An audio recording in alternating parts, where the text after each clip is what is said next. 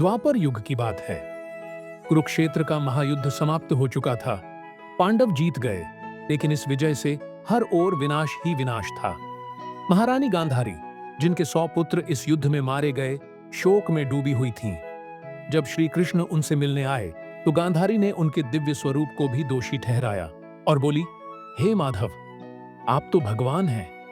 अगर आप चाहते तो यह विनाश टॉल सकते थे, पर आपने इसे होने दिया। आपने मेरे पुत्रों को मुझसे छीना है। मैं आपको श्राप देती हूं कि आपका यादव वंश भी नष्ट हो जाएगा और आप खुद एक दर्दनाक मृत्यु को प्राप्त होंगे। श्री कृष्ण मुस्कुराए। उन्होंने गांधारी को प्रणाम किया और कहा, माथे, जो होना है वह होगा। मैं आपके श्राप को स्वीकार करता हूं। समय बीतता गया। श्री कृष्ण द्वारका में अपने यादव वंश के साथ सुखपूर्वक जीवन बिता रहे थे, लेकिन समृद्धि और शक्ति ने यादवों को अहंकारी बना दिया। एक दिन सांब और कुछ यादव युवकों ने ऋषियों के साथ मजाक कर दिया। सांब ने एक गर्भवती स्त्री का रूप धारण कर ऋषियों से पूछा, हे मुनिवर, बताइए, मेरे गर्भ में लड़का है या लड़की? ऋषि क्रोधित हो गए। उन्होंने श्राप दिया, यह कोई बच्चा नहीं, लोहे का एक टुकड़ा होगा जो तुम्हारे यादव वंश का सर्वनाश करेगा। श्राप सच हुआ।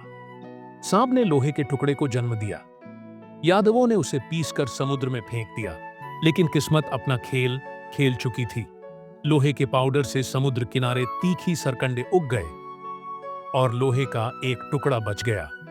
कुछ समय बाद यादवों ने एक उत्सव मनाने का निर्णय लिया। उत्सव में शराब पीने के बाद उनके बीच झगड़ा हो गया। अब वे दुश्मन बन गए। क्रोध में उन्होंने उन्हीं सरकंडों को हथियार बना लिया और एक दूसरे का वध कर दिया, और इस तरह पूरा यादव वंश नष्ट हो गया। श्री कृष्ण ने यह सब देखा, लेकिन उन्होंने कोई हस्तक्षेप नहीं किया, क्योंकि यह गांधारी के श्राप और ब्रह्मांड की योजना का हिस्सा था।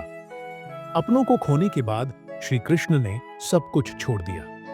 वे प्रभास क्षेत्र के जंगल में चले गए और एक पीपल के पेड़ के नीचे ध्यान में बैठ गए।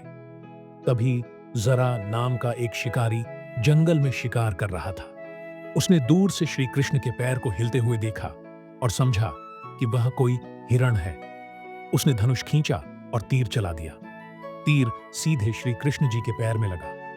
जरा दौड़कर उनके पास गया, लेकिन जब उसने देखा कि उसने किसी हिरण को नहीं बल्कि स्वयं श्री कृष्ण को घायल कर दिया है, तो वह कांप उठा। प्रभु, मुझसे यह क्या अनर्थ हो गया, मुझे क्षमा करें। श्री कृष्ण ने उसकी ओर देखा। उनके चेहरे पर कोई दर्द नहीं, केवल शांति थी। उन्होंने कहा, जरा तुम चिंता मत करो, यह मेरे जीवन का अंतिम अध्याय था। तुम्हारा तीर तो बस माध्यम बना। जाओ, तुम्हें क्षमा किया।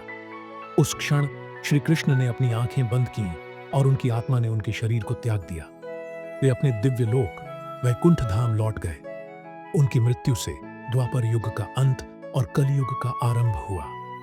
अगर आपको यह कहानी पसंद आई है तो प्लीज कमेंट में जय श्री कृष्ण जरूर लिख दीजिए।